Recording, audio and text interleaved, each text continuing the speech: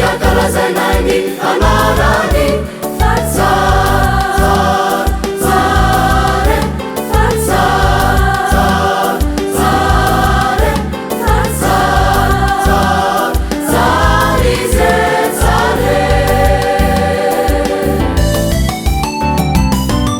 Jesosilay filaza tsaraso teny fiainana hoasihoanao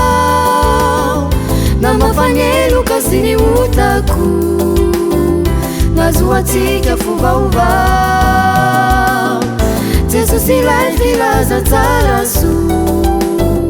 teny fiainana hoasihoanao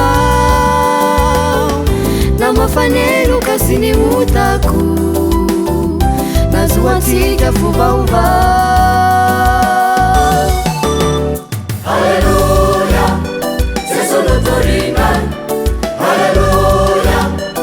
izy no irainay nataonay manako maneran-tany torina sy ankalazainay ny anarany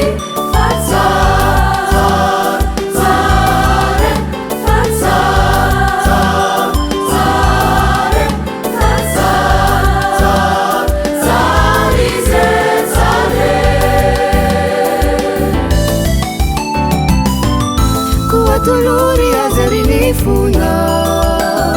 ulapanisi wanzakani tuku de asanjatu maferini feuna ufederani larensitu kuwa tolori azarini funa ulapanisi wanzakani tuku de asanjatu maferini feuna